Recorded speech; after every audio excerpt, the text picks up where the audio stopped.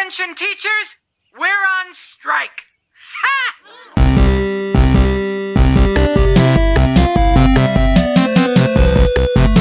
And it's kind of professionally warmish, but whatever. Alright, well, for lack of anything better to do, or lack of any more subtle way to start this, hello, ladies and gentlemen, and thank you for tuning in once again to Giving the Mic to the Wrong Person. I am your omnipresent host, Jeremy, here with another collection of old friends and new here in our scenic basement studio, apartment studios in surprisingly sunny and a bit too warm for May, Portland, Oregon. Here, talking, let's see, we got a new guest to join you, and also and some old friends to help us along the way. Let's see, I think the subject of today is on teacher strikes, which is unsurprisingly very in the news, and will not be very in the news for quite a while. At least as long as we have anything to say about it. Let's see, new guest, would you please introduce yourself to our viewing audience? Yeah. Hey, all. First of all, thank you for having me. Yeah, so my name is Eric Blanc. I was a teacher in the Bay Area for 8 years. I've been a public education organizer and a socialist for a long time. And for the last year and a half, I've been traveling around covering the strikes as a journalist for Jacobin and The Nation. And I just wrote a book called Red State Revolt about the strikes. Excellent. And returning champion, would you please introduce yourself to the viewing audience? Sure. My name is Candy Luisa Herrera. I am a staffer for the Washington Education Association and a member of Portland DSA. Excellent. And so, since, Eric, you have been doing on your, I don't want to say barnstorming tour, but definitely... you could say that. It would sound really cool if you did say it. Barnstorming tour. Yeah. So many fucking barns. Yeah. Endless barns. Barnstorming tour / pod book tour. We really do need a name for, like, what, or at least to, like, what a name for, some sort of like German,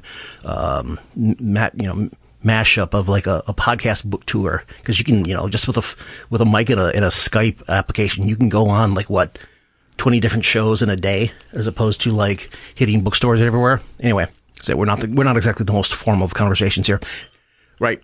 Talking. So you're in town here, and we're recording this in I guess this is very early May. This will probably air in a couple of weeks. To kind of give a talk about your book and what you've been kind of teacher action across the nation. Could you, I guess, for lack of a better way, a more subtle way to describe it, could you pitch your book or give us your book spiel? Yeah, the book spiel. I mean, the book is a account really of a pretty remarkable moment we're living in as far as, not just teachers, but working people. Our side has been losing for 40 years. We've been getting crushed, basically, by capital. And so it's a big deal. It's like a really fucking big deal that there's a strike wave, the first strike wave in at least 40 years. And so the book is trying to make sense of that. It's trying to account for that. And in large part, it's told through the story of the rank-and-file teachers that participated in the strike and that led it forward. And I have an angle on that because I have no pretense of being a neutral observer. I was really deeply embedded with these organizers in all of the states where the strikes happened in 2018, which is statewide strikes, which is to say West Virginia, Arizona, and Oklahoma. And that's really the bulk of what the book is about. And I went there both to write about it, but honestly also as an organizer, and I helped organize national solidarity for the strikers. And so because of that, I was basically able to get the inside scoop and really be sort of welcomed into some of the inside organizing. And I think the story of the strike then is captured in the book, and hopefully is really a inspiring story for other people across the country who are looking to fight back, either if they're educators or basically if they're just workers anywhere. It's a tale of how you could do it too. That's awesome. What kind of led you to wanting to do this in a book form, or did it just seem natural that this is the way to go? That's a good question. Well, I think part of it is that writing it as a book allowed me to try to cohere some of the broader lessons, because when you're writing things about just a given strike, it can seem particular to, maybe this was a particularity of West Virginia. And so, for instance, taking a step back and trying to synthesize, what the hell is going on means that you're able to draw out some of the lessons, the patterns, some of the processes that otherwise, if you were just focused on a case-by-case account, wouldn't be as prevalent. And then, to be honest, part of it is also, I think, writing a book it's a way to legitimize and project what a big deal this is, and to, say some of the stuff that had been written about, or at least what I had been writing about in journalism form, but to try to get it to a broader audience and to use it to speak to union folks and socialists across the country. And so far, so good. Great. Candy?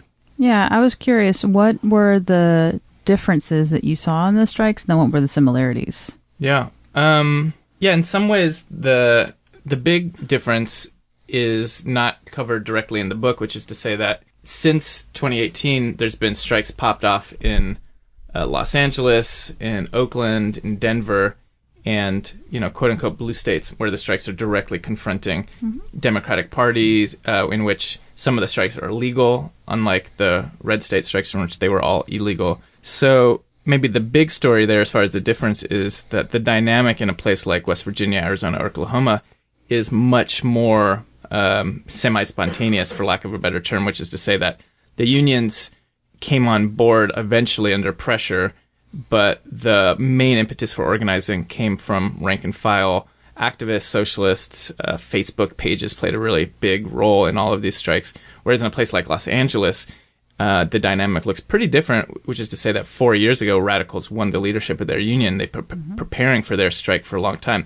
I actually think, broadly speaking, the Los Angeles model, if you can do that, is even a higher form of action because they're able to build the sort of organizational infrastructure and power that is harder to sustain in a place like West Virginia or Oklahoma or Arizona because they don't have collective bargaining. Their unions just don't have the infrastructure right now to kind of sustain the power in a way that Los Angeles has done. So I think that one of the paradoxes of the strikes is that they started and have been able to spread most in red states where just the infrastructure of what normally prevents labor militancy is weaker. So you don't have the types of strong bureaucracies, you don't have the types of strong democratic parties in power that normally co-opt and absorb labor energy.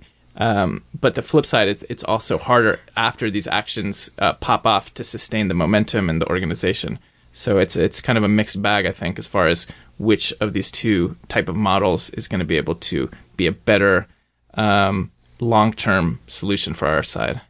Yeah, it's kind of thing of like at some point for either ongoing fights and also ones going forward of it's almost kind of a thing like you need either an addendum or how late does the book go? Yeah, so the book goes really covers the main strikes in 2018, which is to say the big ones were West Virginia, then Oklahoma, then Arizona. So the book is focused on the red states. But I was already pretty conscious, and I got lucky in the sense that I argued that it was very unlikely that these strikes were going to stay confined to red states. So it's tricky making a prediction that can quickly be proven wrong or right. So this one was proved correct, which is to say that the book also tries to actually make a strong case that contrary to the narrative of like red state revolt, which is the way the media talked about it, the underlying issues that push these workers to strike aren't limited to places where the Republicans are dominant. And it wasn't ever really just about low pay, which is the real superficial account. Mm-hmm. The underlying dynamic is that across the country, there's been a bipartisan offensive against public education, and the strikes in red states and blue are really a reflection of a pushback across the board against that. So I think that is in some ways the big story.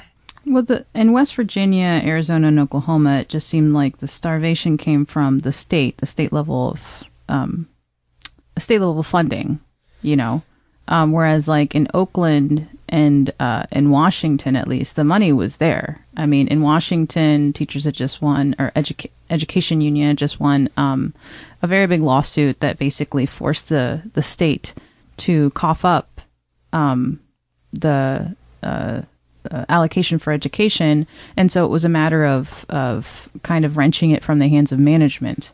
So the way I see it, at least for public employees, is that it's a two-step process. The first step is getting the state to cough it up, and then when it's finally allocated to something like a school district, then it's having to then fight management in order to make sure that through the collective bargaining process that those monies are actually given over in salary.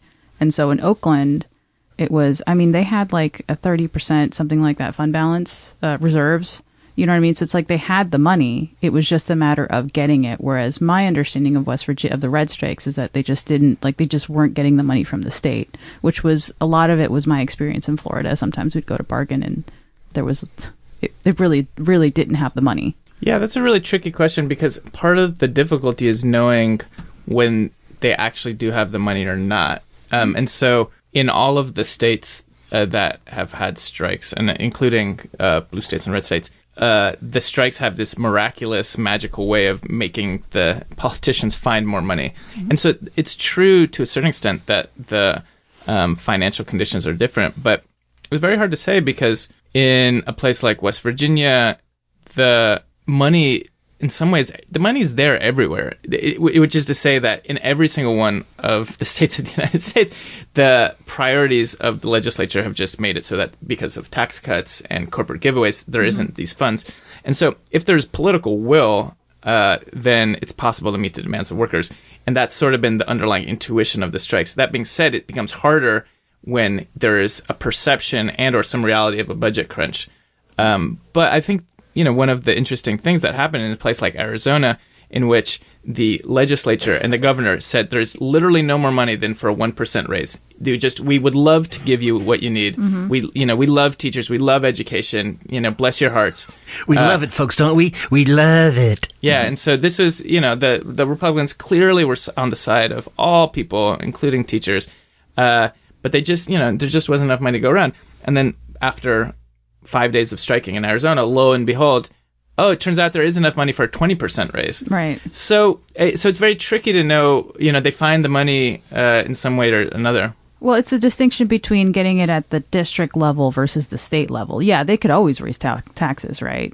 They could always pass capital gains. Like the money, like the possibility of getting it is always there at the state level, but at the local level, like if you're working with a poor district that has mostly renters, which are often like, at least in Florida, it's where Black and brown people are concentrated. Sometimes the money literally isn't there. Yeah. Yeah, I think that's right. And it's one of the reasons why the Red State strikes in some ways were more powerful, is that insofar as they were illegal, they were able to break out of this, legal confine in which is really set up for us to lose in some ways. Because as you mentioned, yes, some local districts don't on their own have the money or the legal leverage. And so the part of the power of these strikes was that they broke the law and basically went straight to the state in a way that is harder in a place where there's some sort of collective bargaining in which, there's some parameters to fight. But as you mentioned, the resources aren't necessarily there. So it raises the question of, like, how do you win in a place like California? How do you win in a place like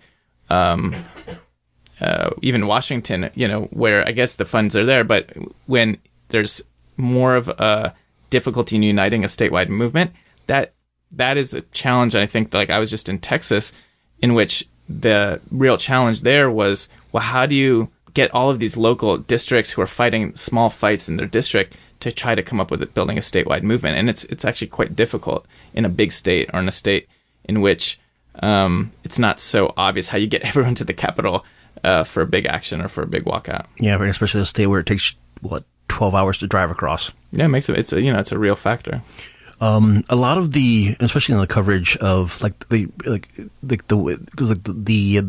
word wave is used a lot, but I'm wondering, because I think that doesn't. I think it's definitely a wave, but I think it kind of skews the view of the history. When we had an earlier episode, God, it was like 3 months ago, wasn't it? Yeah, it was some time ago, about I think it was right around the time of the LA teacher strike, or right, like either coterminous or right at it.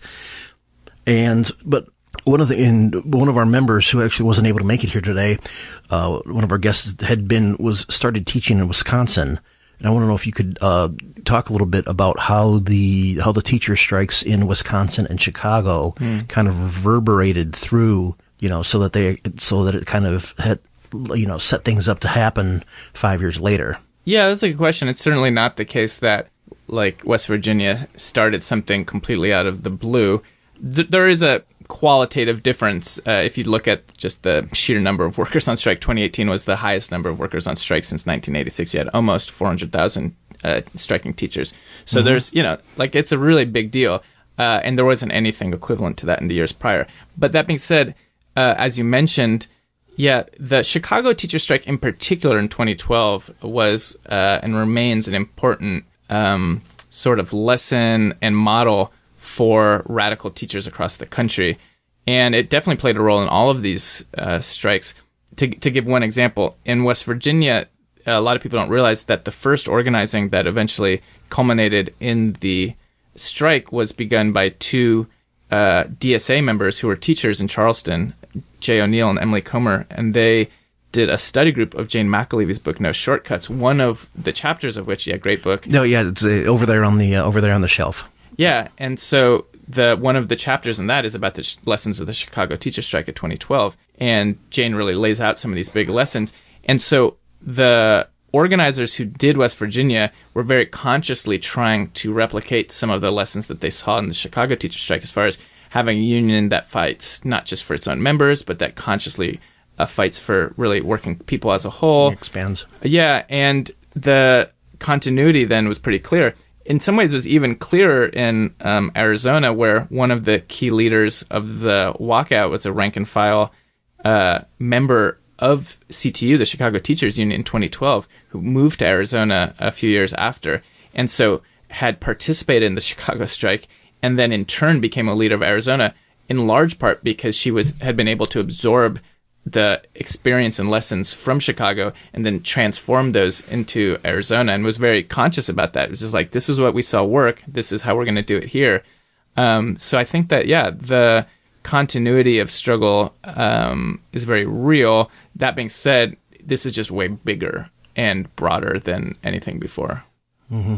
Almost like an overture, or just kind of like the preliminary events. Or, God, I'm kicking myself for thinking of this reference, but it's almost like how the very first Game of Thrones book sets up everything else. God, I hate myself. Don't even watch the fucking show anymore, and it's still there.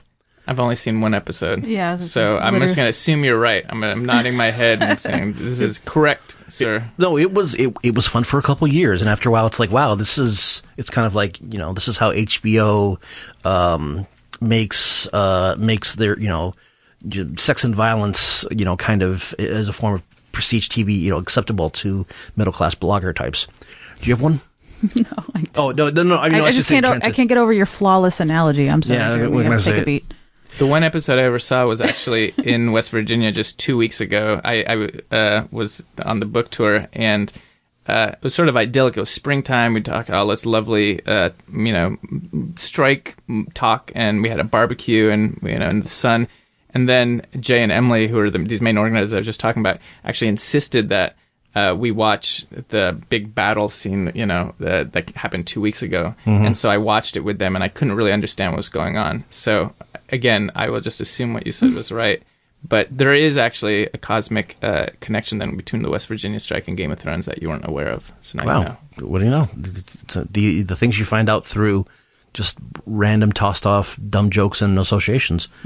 One of the because I think there's because I'm terrible. Pardon me. While I think out loud, I'm terrible at transitioning questions, but it's kind of a thing. But especially between, say, Chicago, and I think Chicago especially is a good example, but of these strikes, the strikes as an example of just showing how kind of the popular, almost like 2 decade now old, kind of like established media view of certain states as like one color or another, just because that's how it's some, just because due to a quirk of how we set, both how we set up the fucking electoral college and how TV networks tend to illustrate that, it's kind of, it's become like total, almost like some sort of weird, almost like colonial U.S. idea of like these totalizing views of a people in a state are all, homogeneous enough that can be represented by, right. And so that, oh yeah, red state America. It's like, dude,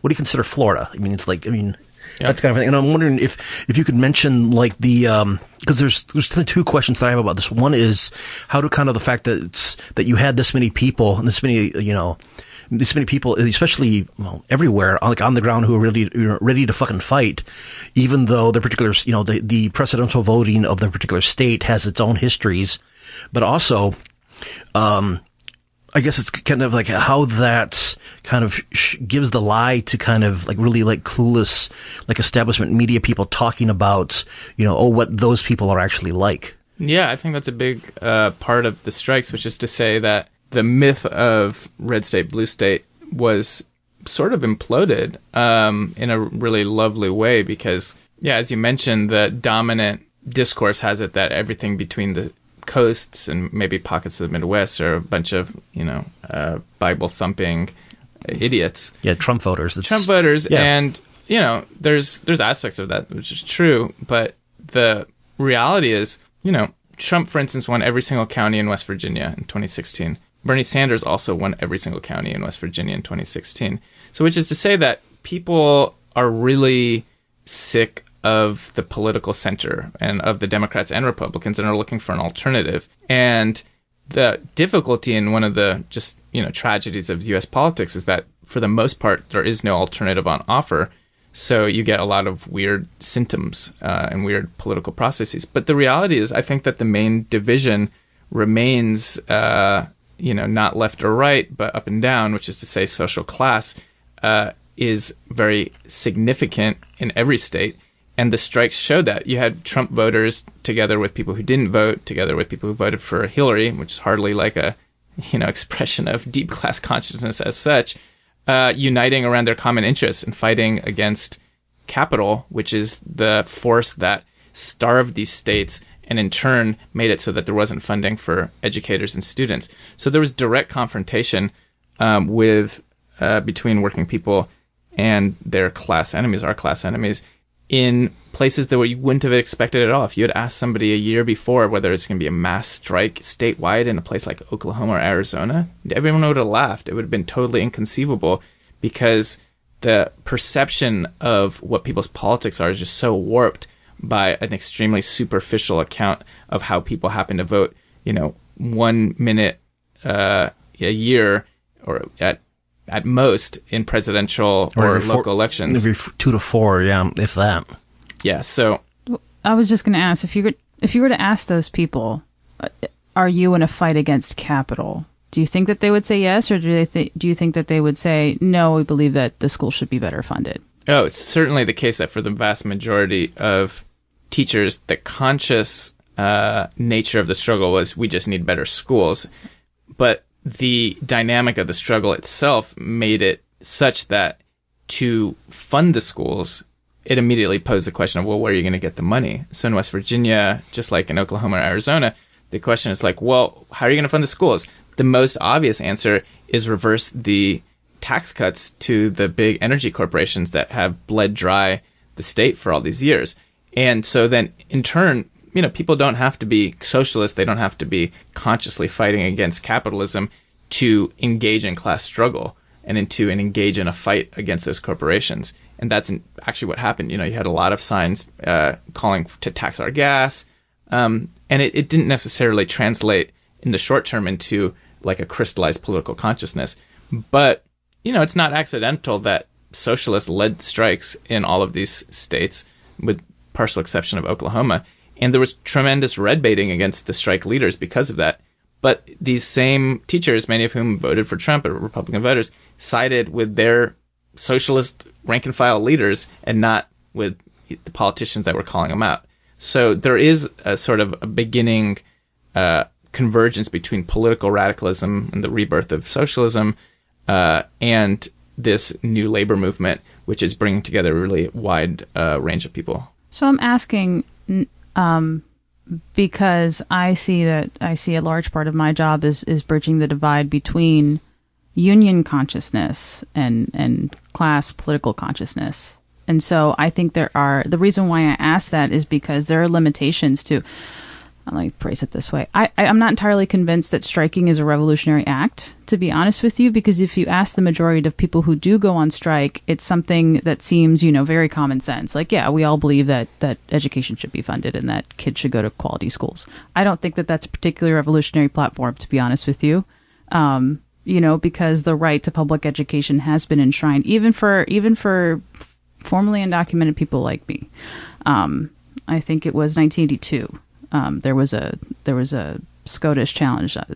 There was a case that determined that undocumented children do have a right to public education. And so my whole point is that when people go on strike, because the majority of people do so, they take that action based on a political consciousness that is not terribly... it's not socialist, right? It's just, I feel like my kid should go to a good school, that you see a limitation in that.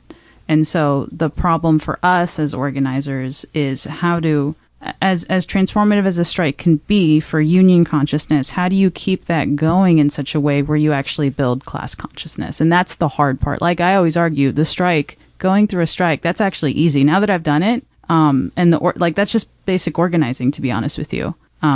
Because I had all of these conceptions about what a strike meant for workers. I taught labor history in grad school. Like I'm a labor history enthusiast, all the things, right? I've been a labor activist for years, and then you actually do it and you're like, oh, for one thing, we didn't have nearly as much leverage as we thought when we did go on strike. And then the much bigger question was, how do we keep this going? And that is the hard part. That is far more difficult than making sure that you have enough trainings for your picket captains. You know what I mean? Yeah, I think that's a good question. The context, it was different in the red states insofar as the strikes were illegal, and so it required a much greater willingness to challenge the politicians directly, because it wasn't as if there was an institutional framework in which it was relatively easy to strike. And so... Okay. I'm sorry, just for clarification, by legal, you mean it says explicitly in state law that public employees are not allowed to strike? Is that what you mean? Yeah. So in every single one of these states, it's on the books. And so you actually had the attorney general and the legislature openly threatened people with losing their jobs or being fined. And so, people were terrified for understandable reasons. And so that required a level of willingness to break outside of the mold of maybe ordinary politics. There was a level of just breach of the routine that I think was different than in a place like Washington, in which there was somehow more of a maybe the risks entailed were not as high. And so the level of radicalization and empowerment, I think, did look probably different because of just the requirement for breaking with a lot of preconceived notions about authority and about empowerment. It wasn't as if the unions were sort of creating a structure for workers to do these strikes either. For them to happen, it required so many people to become organizers at their school sites, not in a training type way, but in a sort of ad hoc, extremely sort of volcanic type of way. And I think what you said, though, is totally right, which is the main difficulty is how do you sustain that afterwards? There's certainly nothing automatic about it. It's not as if workers go on strike and they're all radicals and socialists. I think at most you can say that it lends people to be more open to these type of politics, but that requires, conscious efforts by organizers to win people to a long-term vision, and it's definitely not automatic. But a lot of people did get politicized. A lot of people stopped voting Republican and started voting Democrat, which is not some sort of revolutionary act, but was a reflection of, a political experience. And I think some of those people also became socialists in the process. One thing, in terms of like keeping the movement going, the inertia up. Something I remember because Megan Day has written about this in I can't remember if either East Bay or San Fran, but about like one of the, I think it was Oakland because of the campaign of, was it Giovanna Beckles? Yeah, Giovanna Beckles. Giovanna Beckles, yes, about how because they fired up for that. That one, she learned a lot, but she didn't win her campaign. But wasn't the thing they immediately just turned around, kind of flipped a couple switches and then immediately went, just dived headlong into setting up for the Oakland teachers organizing there too, did they not? So so I guess my question is the dreaded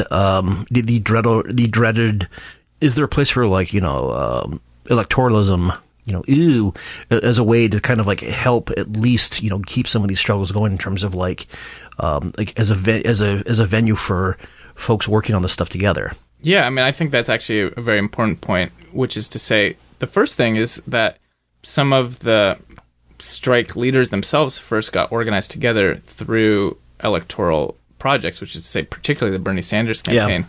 So, there's this back and forth between electoral politics and something like social movements or strikes that's very important. And I don't really think if you're serious about building power, you can afford to just do one. Even if you want to, because just to be real, you can't strike all the time. It's not feasible for just exhaustion levels or for the different workplaces that we're involved in. It's not going to fly. Yeah, especially when it rains, it sucks. Well, they struck in the rain in LA, so you can make it happen. But if you're a teacher, you want to teach your students. You don't want to be on strike all the time. And same with students and parents. Maybe students don't care as much, to be honest. I definitely had some talking anecdotally with students after the strike, and they were all very happy to like be back and gave hugs to their teachers. But I asked them, like, what was it really like? And some were like, well, it was pretty sweet. Got to play a lot of video games. Yeah. So but at least for parents and teachers, you can't strike all the time. And then that raises the question of building power in the interim. And I think a big part of that is electoral politics. The problem isn't electoral politics as such. The problem is that most of what has gone with our electoral politics for decades, if not more in the United States, has been basically our side and our unions begging the Democratic Party to help us out, and it's just completely ineffective. And so what's exciting about, I think, the Bernie Sanders campaign, both in 2016 and then today, and then more generally like insurgent socialists like Alexandria Ocasio-Cortez or others across the country, is that it shows a different way of engaging in the electoral politics in which you're able to raise people's expectations, you're able to build a political infrastructure, and you're able to therefore like sustain some of this momentum that's generated through strikes into a political challenge. And I think that ultimately, as you were mentioning earlier, strikes on their own are very important for generating momentum and consciousness, but I don't think they're sufficient to create the kind of like structural political change that we need. In terms of building power and building movements, I don't know if we can necessarily. I guess let's just say not necessarily. We have to get with that mention just DSA in particular, but how can I was going to say, leftist organizations like DSA and ISO, except one of those doesn't exist anymore. How can large explicitly leftist organizations, how could and how should they support and encourage, kind of like active on the ground actions or whatnot to kind of like, or let's like what should be the connection point, or what should be the support point, or even is it kind of the how should these things interact in terms of like not even just supporting pickets, but also like maybe we should probably let's talk to folks with some basic political education, or it's like, okay, here, hey folks, this is who Fred Hampton was, and that kind of a thing. Yeah, there's a question in there somewhere. Yeah, I think there's a lot of different ways to support. I think our goal as socialists is also to go beyond just supporting and trying to figure out actually how we reconnect the labor movement with the socialist movement as such. And so a big part of that is us as socialists organizing at our workplaces, and if we're not already organizing if we're not working in places that it makes sense strategically to try to organize, getting a job in a place that does. And so I think one of the exciting things about these strikes is that clearly the role of even a small group of radicals has been demonstrated, particularly in a place where there was more of a political vacuum. I don't think that you're just going to have two socialists every time and all of a sudden lead a mass strike. It would be ridiculous to think that, but that'd be nice. Yeah. The reality is, though, that you did have small groups of radicals, and this has historically been the case. A lot of the major strikes in the 1930s and after were, you had really dedicated socialists and other forms of radicals playing a leadership role. But in order to do that, you need to be a serious activist at your workplace. I don't think you can do that as effectively as staff. I think it's important to have good staff, and there's a role for that. But it's harder to change the politics and culture of a union when you're getting paid by that organization. You don't have the same leverage that you potentially do as a rank and file worker. So I think one of the exciting things within DSA generally is, there's a prioritization that hasn't existed for a long time of getting, rank and file jobs as teachers, as nurses, in other places where there's labor organizing happening, and to try to transform our unions into the fighting instruments we need, and then using that in turn to be able to start organizing the unorganized more. Excellent. Kenny? Gosh, I just said a lot. No, I'll toss it over to you. What, the second half of the question that I wanted to mention, the kind of the, not ineffectiveness, I guess the inaccuracy of the blue state, red state thing is, and this is also earlier, I think, this is, here's your, if you're not already working on already, here's your second half of a book pitch of using these kind of, it's like not only, red state strikes breaking up the, shattering the view, kind of like the popular viewpoint of these people, but also the accompanying using the blue state strikes as a way to kind of, I guess, to kind of like, engage the much more kind of like, let's just say, showing like a lot of the well-meaning but very clueless hardcore like hashtag resistance types that like, yeah, sometimes you do have to fight, it's like sometimes you do have to fight, it's like the people who label themselves Democrats are the ones standing in your way. And there was a guy named, Rahm fucking Emanuel who is a, kind of emblematic of this kind of a thing.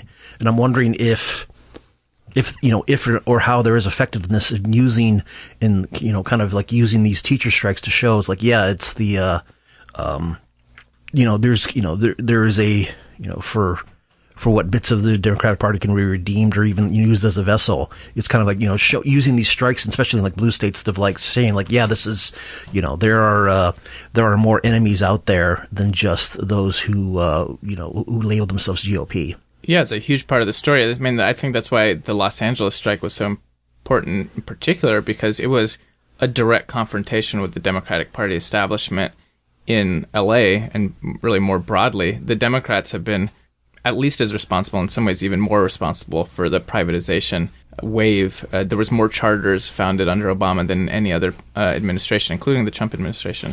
Charter schools is the I don't know, not chink in the armor, but it's like it's the touch point. Yeah. It's the fulcrum. It's the one point. Yeah. So the Democrats really were the most responsible for pushing this, and the fact that now you have strikes in California, in Washington, walkout in Oregon, it makes a big difference for how the public understands what is going on, and it's. Yeah, definitely not the case that this is a specific Republican policy. And it also raises a more interesting question strategically, which is to say, what will it take for our unions and for the labor movement to stop being dependent on the Democratic Party, right? Because in the red states, it wasn't raised to the same extent because you could go on strike, and if the Republicans were in charge, the Democrats were kind of a side note. It didn't really matter as much what your relationship to them was.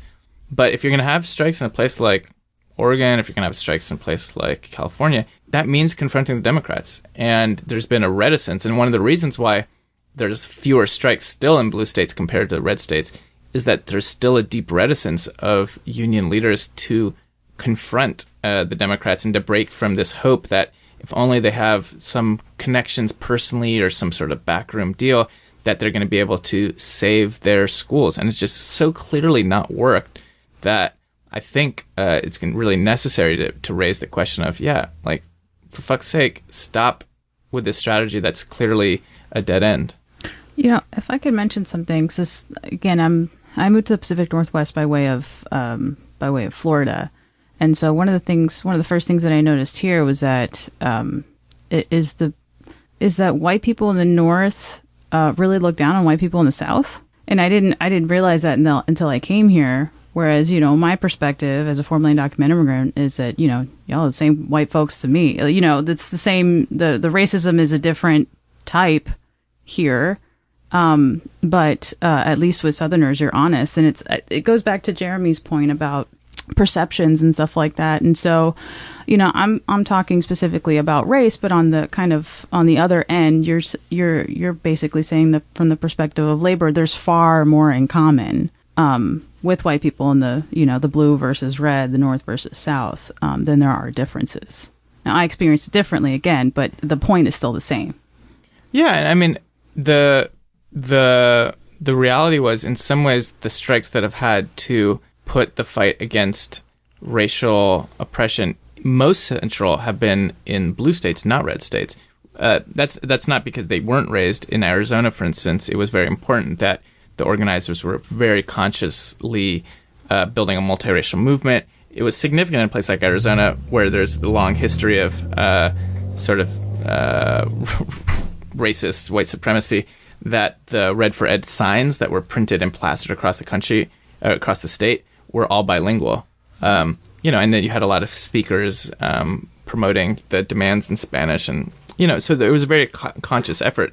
But in Los Angeles and Oakland, the main way that the charters and privatization lobby has sort of pushed their narrative is that it's helping poor kids of color. Mm-hmm. And so the unions had to, by necessity, raise the question of how actually you could win racial justice in a significant way. How can you actually improve education for working class communities of color? And the proof was that they were able to really articulate a much better version of racial justice, which wasn't one dependent on getting billions of dollars from rich people, but was based on solidarity and collective struggle. And yeah, in that sense, it's almost the exact opposite, that it was precisely where you might least expect it, that the question of racial justice had to be even more central. But yeah, and it's a point that we talked about this with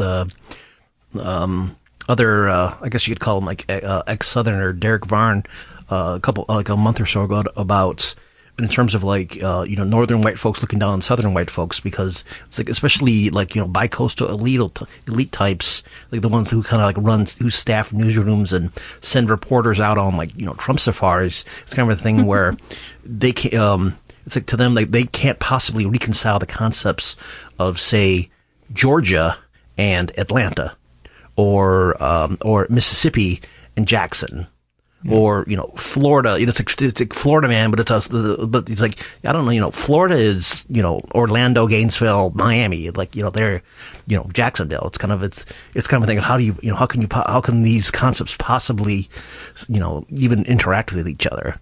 Yeah, people, they were perplexed when the strikes popped off. They're like, how could this happen in Trump country? Because there's the assumption, as you sort of mentioned, is that white people who vote Republican are so much stupider than white people that vote for the Democrats, right? As if this was really, just beyond the pale. And, when you had workers go on strike, yeah, that was the first question. It was really interesting. When I was in West Virginia, one of the reasons I was able to sort of make friends with some of the organizers quickly is that I didn't ask that question. Because that's the first question. Anytime someone in the New York Times, anybody came, they're just like, how is this possible in Trump country? And what? They're like, what are you talking about? That's not the starting point and end point for anybody's politics here. It doesn't really define people.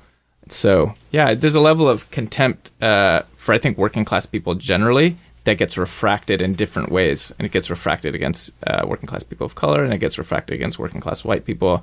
And part of the exciting thing about the strikes is that it's in turn showing a totally different type of politics, and is showing the limitations of liberalism in its various forms.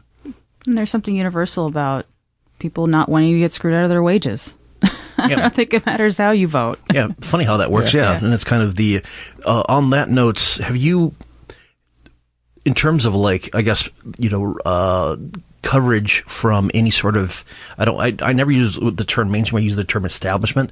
Is there were there any reporters or any people from establishment outlets who seemed, anything from like, cable networks to print, who seemed to at least kind of fucking get it? Well, the coverage could have been a lot worse. I was actually surprised. It could have been a lot worse, which is to say that most of the time when you're doing labor organizing, you just get decimated. And partly because it was teachers, and partly, to be honest, because it was in red states, some of the like establishment media saw this. Oh, this is going to be helpful for getting Democrats elected. So the coverage was superficial. It tended to not really go beyond talking about pay demands, and it didn't really go into any of these types of dynamics in a much deeper way. And the big lessons were obscured. But for the most part, the establishment media, at least at first, was favorable-ish, which is, I think, sign of the times that these strikes were so popular. You're talking, every poll has the strikes and the teachers well over 75, 80%. So the media reflected that to a certain extent. They didn't go, at least on a national level, attacking the teachers. On a statewide level, where you had sort of more skin in the game from some of the local capital, and these establishment outlets were linked to the Republicans. There you saw a lot more op-eds, things like, oh, the teachers are hurting students, XYZ. So that type of attack was local.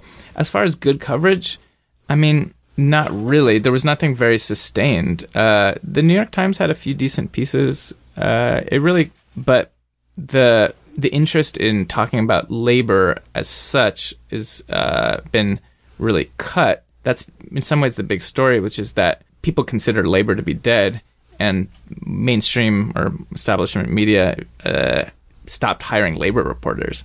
And it'll be interesting to see now after the strikes whether that changes, because it's seen potentially as labor as a thing again.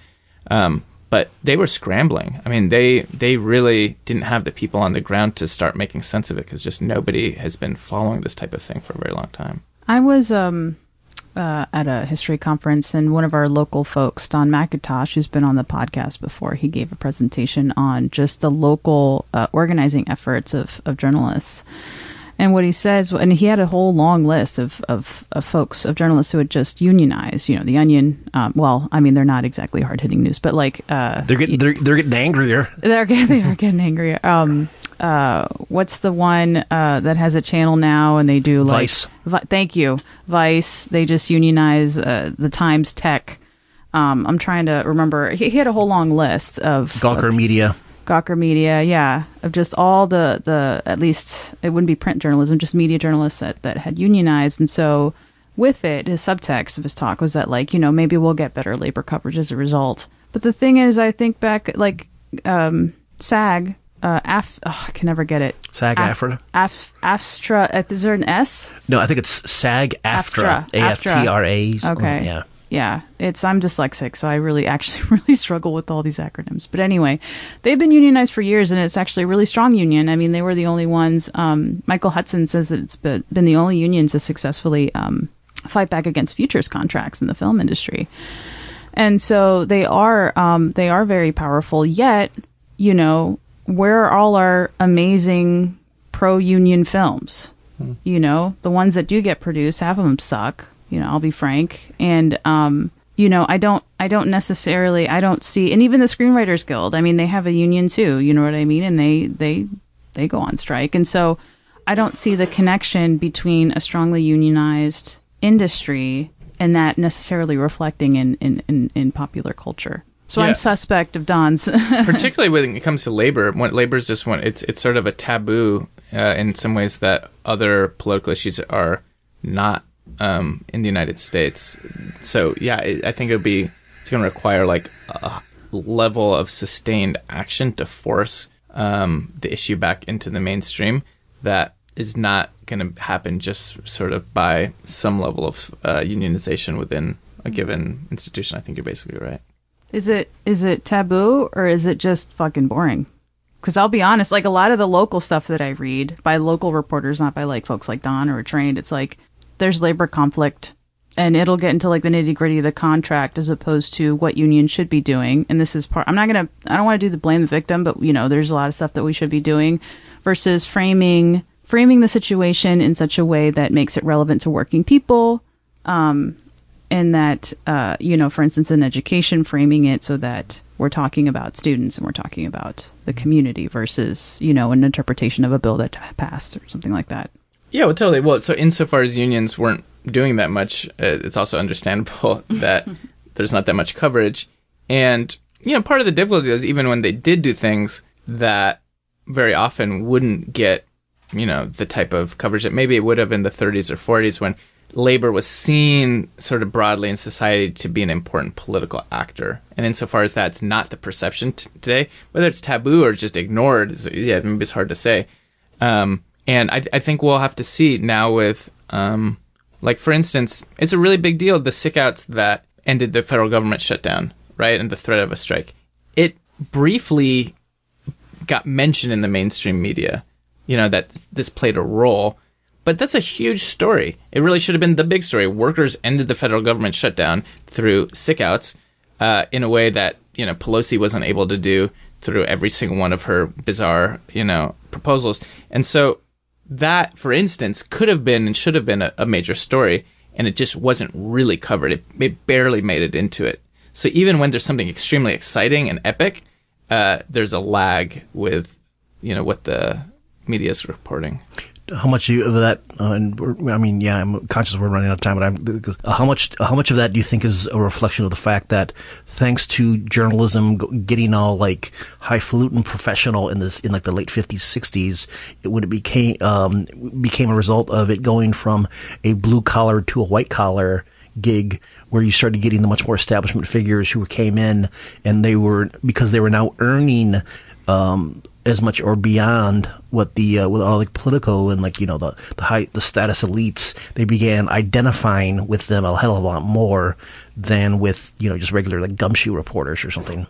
Well, that's a good question. I don't really know. I don't know that history very well. My impression though is that the real dramatic stop in labor reporting is more recent than that. In the 60s or 70s, you still had the New York Times had reporters. And so the politics of it, I think, were pretty institutional and it reflected probably the type of consensus amongst union leaders and the Democratic Party. But at least it was there. It was being discussed in a way that, to be honest, for the last few decades, it's barely even being discussed. Yeah. All right. And I guess unless there's any other burning questions or anything, try to do a thing where at least the closest thing to a regular segment we have on every show is recommendations and endorsements. What have you been digging on lately that you'd like others to find out about? Do you have anything that you've been enjoying, Candy? Or and this one just could be completely personal. It doesn't necessarily have to do with labor strikes. Yeah. Okay. This is from Pop Call. At one point, one of my co-hosts, his recommendation was for a line of guitars that he had been playing. So it's kind of a thing of anything cultural or not, or. Yeah.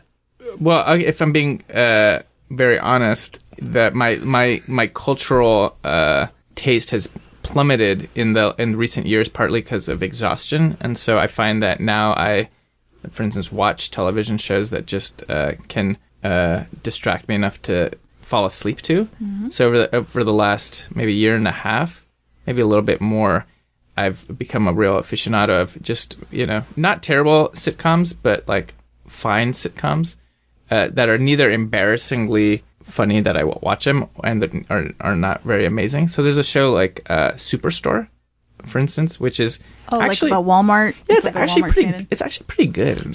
Starring Mark McKinney from Kids in the Hall, I believe. Yeah, and so it's actually pretty good. I'm not sure that's true. I don't know who that is, but it. I think he's one of the tall, older white bosses. Yes, you're right. Oh, he is. Oh, you're right. He was on SNL for a year or two, but he's Kids in the Hall. The show's actually pretty funny, and I like it. It's because I like something semi-escapist. Like I can't watch Game of Thrones, not just because it's it's too long, but I can't really handle violent shows before going to bed because I can't sleep as well. And so I was watching Superstore, and before that I watched Gilmore Girls, which I'm a big fan of, and I highly recommend to people. New or old? We'll start from the beginning. Okay. And then, there's the new is not long enough to really sink your teeth into. So these are, if anyone look me up, and I can give you a whole line of other shows along this line. I'm sure I'm taken aback by the Gilmore Girls. Oh, really? Love Gilmore Girls. You like Gilmore Girls? Yeah, it's pure happiness. I need pure happiness. Yeah, the world is a stressful place, and so if I'm gonna look for entertainment, it's pure happiness. It's literally how I imagine rich people's lives. Like those are the biggest conflict you have, or is like, oh, I'm in love with him, but he's in love, that type of thing. And then, am I going to get into Harvard? Like that's a big thing for a lot of seasons. It's like she's trying so hard to get into Harvard, and I think she gets into Yale. Yeah. I kind of stopped watching. I'm sorry, spoiler alert. Good food, good company. Now, let's move on to good conversation. Rory, what is new in your life? Well, funny you should mention it. Now? Why not? Okay. Mom, Dad, we have some really big news. I got my college acceptance letters back. Harvard, Princeton, and Yale. And after giving it a lot of thought, I have decided I'm going to Yale. Did you hear that? Yale.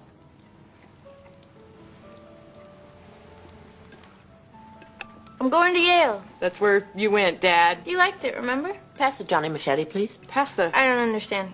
I thought you wanted me to go to Yale. No, we didn't. Absolutely not. What gave you that idea? Mom, Dad, look, I know we've had our differences over where Rory should go to school, but that's behind us now. She's going to Yale, and that's good. Really good. Nothing but smiles. We're both very happy about it. Both. Her and me. She and I. Everybody in this room named Lorelei is over the moon about the going to Yale. Which means that everybody else in this room, not named Lorelei, can be equally over the moon about the going to Yale. I'm getting the champagne. I'm calling it Talbot. Oh, make sure it glows over that dim-witted son of theirs who couldn't even get into brown. Yeah, this is important. It's Important. The level of drama is perfect if you want to de-stress. It's the equivalent Right. of drinking If like a you're glass getting of over red a surgery. wine. Yeah, it's like the equivalent of a glass of well, but I think that's great. If my life in high school, I wanted like art to shock and be very visceral, and I was in a punk band, and now it's the exact opposite. I listen to like soothing folk music and watch semi-ridiculously banal romantic comedies and TV shows. So that's my Excellent. cultural taste. Candy? It's interesting. I just want to I just want to talk about the Gilmore Girls some more. I think that's interesting socialist commentary. It's like goes back to the seminal question about whether or not entertainment should be reflective of real life or should it be purely escapist. And I feel like perhaps in capital society it needs to be escapist because our day-to-day lives are so awful. Yeah. So I'm sorry. I haven't heard Gilmore Girls in a long time. So Yeah. talk about it. Yeah. It was, I think the original show ran when it was early aughts when it really first showed up, wasn't it? Yeah, it's like there was back during the years when I was still in Ann Arbor, but I didn't have cable. But and the thing I will recommend it real quick is a new Netflix sketch. I guess you could kind of call it sketch comedy. It's called I Think You Should Leave. It's done by a lot of people who did the Detroiter show, which is Tim Richardson and a bunch of others. It is kind of made by the Lonely Island guys, and all of them are all like ex SNL. It's pretty much an entire sketch show made of the sketches that they refused to let these guys run on SNL proper, because they're very much they're very much like the 10-1, the 5-1, the last sketch of the night, where they kind of like let the writers go nuts and just put some weird shit on there. Are they ticklish? Are they jigglish? Can they be tricked? Can they be chucked? Which ones will move? Which ones will talk? But more important, which ones can dance? Oh, who will be baby of the year?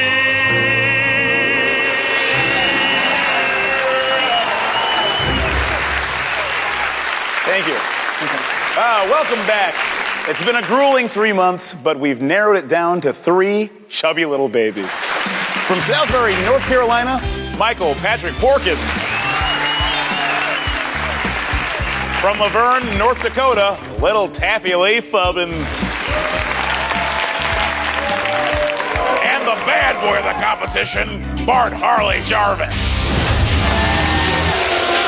Fuck you, Harley Jarvis! Fuck you, Harley Jarvis! Get out!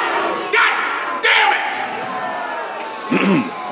Judges, do you need any more information to help you with your decision? I have firmly made up my mind. I would like more information.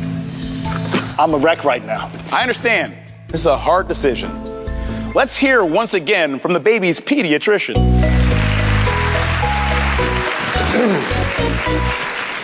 Baby Porkins is 99th percentile in weight and 10th percentile in height. Ooh, we got a certified chode on our hands. Little tuna can. Baby Fubbins is also 90th percentile in weight. Ooh, another chode. Mr. Jarvis is one of the most aggressive babies I've ever met. He has a massive underbite and completely flat back of the head. I hope you fucking die, Harley Jarvis! Get him out of here! No, I'm honestly done. I don't want to read anymore. Yeah, don't let it ruin your day, okay?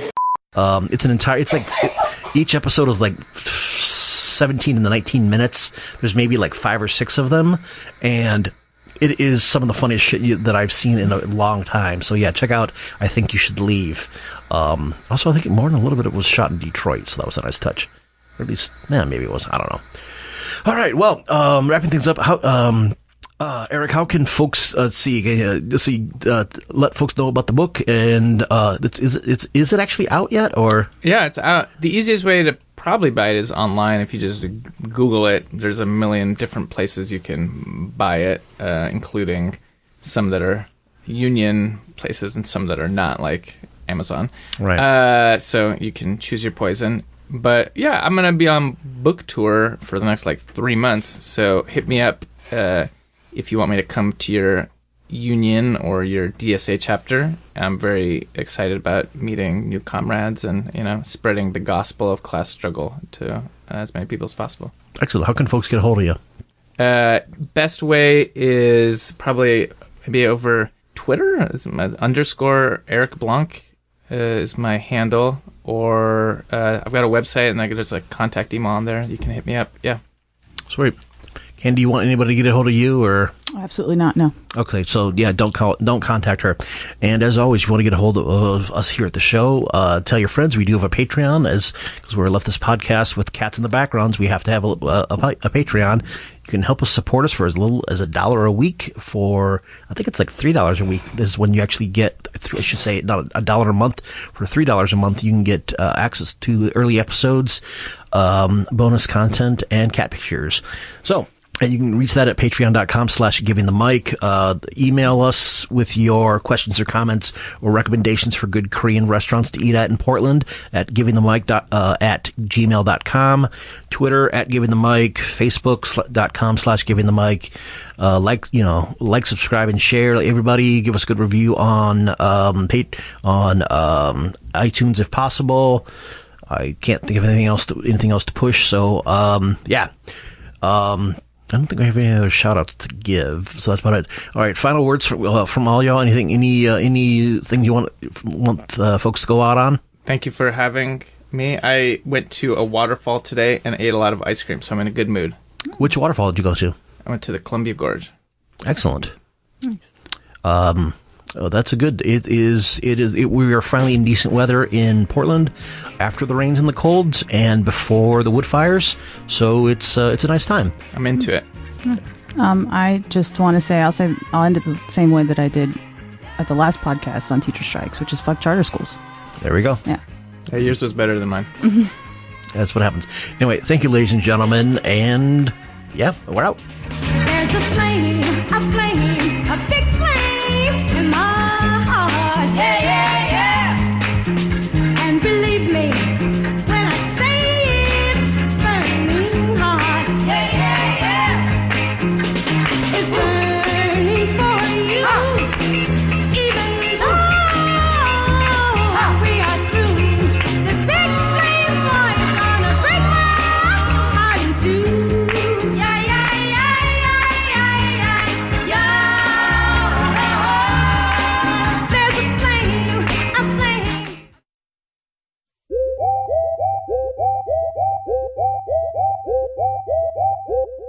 Hang on a sec. Wait till the spam caller is none calling the landline.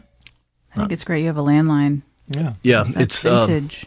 well, yeah, never actually use it. Never. I don't think I even know the number.